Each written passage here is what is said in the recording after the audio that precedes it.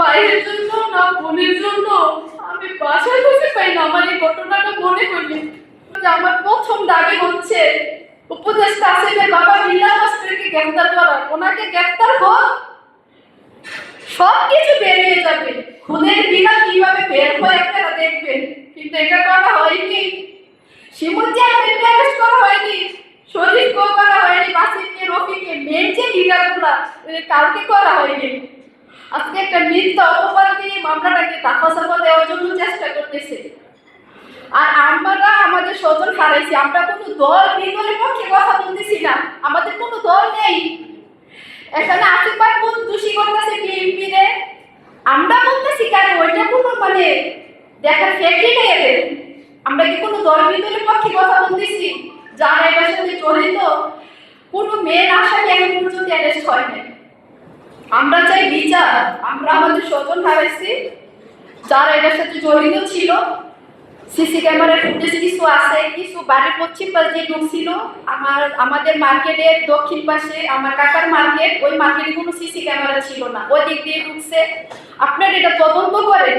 আমার বাবাকে ধরে নিয়ে জোর করে ভিড়ের মাঝখানে পর্যন্ত ভিডিও করেছে। আমি কিন্তু জানি, আমি বুঝতে পারছি এরকম একটা কিছু হবে, এটাই হয়েছে। এখন কি আমাকে তন্ন করে খুঁজতেছে? এখন পর্যন্ত আমরা হুমকির মধ্যে আছি। আমাদের কোনো নিরাপত্তা নেই, কোনো নিরাপত্তা দিচ্ছে না প্রশাসন। কোনো দল এখন পর্যন্ত আমাদের পাশে এসে দাঁড়ায়নি। এটা বাংলাদেশ, এতগুলো মানুষ মারা গেছে, কোনো বিচার নেই। আজকে 2 মাস হয়ে গেছে, আমি কোনো উন্নতি দেখতেছি না। না আমাদেরকে নিরাপত্তা দিচ্ছে কোনো প্রশাসন, কোনো দল, কোনো দলের লোক। বাংলাদেশে এত রাজনীতিক, এত নেতা, এত এমপি, মন্ত্রী, ডিআইজি, উপদেষ্টা, কেউ আমাদের পাশে একবার এসে দাঁড়ায়নি। আমরা খুব অসহায়। আমি এখনো মেডিকেলে আরো দিন আছে, আমি এখনো সুস্থ হতে পারিনি। আমার মাথায় 12টা সিঁড়ি, হাতে 16টা সিঁড়ি, পায়ে 20টা সিঁড়ি, মাথায় আছে আপনার 26টা সিঁড়ি। আমার অঙ্গটা বিধ্বস্ত করে দিচ্ছে। আমি মনের সাহস আপনাদের সামনে আসছি। আমি বাসায় যেতে পারবো না, আমি কতটা যুদ্ধ করে বেঁচে আছি। আমাকে অনেক কষ্ট দিচ্ছে। আমি মেডিকেলে শুয়ে থেকে প্রতিনিয়ত বলছি আমার স্বজনদের সাথে যদি আমাকে নিয়ে যেতে অনেক ভালো ছিল। বিশ্বাস করেন এত নির্মমভাবে কি করে মারে না। আমাকে যখন আঘাত করে আমি দৌড়াচ্ছি আর আমাকে রান্না দিয়ে ঘুমাইতেছে, আমার কিছু বলার ভাষা নেই। বাংলাদেশে কোনো বিচার নেই, আমি কোনো বিচার পাইতেছি না। আজকে প্রায় 2 মাস হয়ে যেতেছে ঘটনার তৃতীয় দিন রেকর্ড দিন কিছু আসামি ধরার পর আজও পর্যন্ত কোনো আসামি ধরা হয়নি।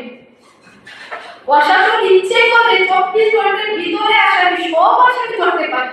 আমি যদি বাংলাদেশে বিচার পাই একমাত্র আপনাদের দ্বারা আমি বিচারটা পাবো, সকল সাংবাদিক ভাইদের দ্বারা। এছাড়া আর কোনো উপায় নেই। যেখানে উপদেষ্টা এর সাথে জড়িত, তার বাবা জড়িত, আপনারা সত্যটা যাচাই করেন, আপনার এলাকাতে যান। কিন্তু আসামির পুরো পরিবার ছাড়া আপনারা কোনো তথ্য নেই যে আমার মা কি এর সাথে জড়িত ছিল, আমাদের কি অপরাধ ছিল যে এরকম নির্মমভাবে মারতে হবে। আমাকে ধরে নিয়ে এরা বলছে যে আসিফ মাহমুদ বা আসিফ মাহমুদের বাবা এরা এই ইয়েতে জড়িত না, সেটা বললে তোমার কোনো ক্ষতি হবে না। তুমি কালকে সাংবাদিক আসলে তুমি এই কথাটা বলবো। তা আমি লাস্টে বাউন্ড হয়েছি, ঠিক আছে জান, আমি বলবো না, আমাদের যেন ক্ষতিগ্রস্ত না হয় আমাদের ফ্যামিলি। তাই আমি দিনের বেলা ওরা আসতে পেতে আমি বলে দিচ্ছি যে হ্যাঁ এই আসিফ মাহমুদ বা আসিফ মাহমুদের বাবা এই খুনের সাথে কোনো জড়িত না, এরকম বলছি।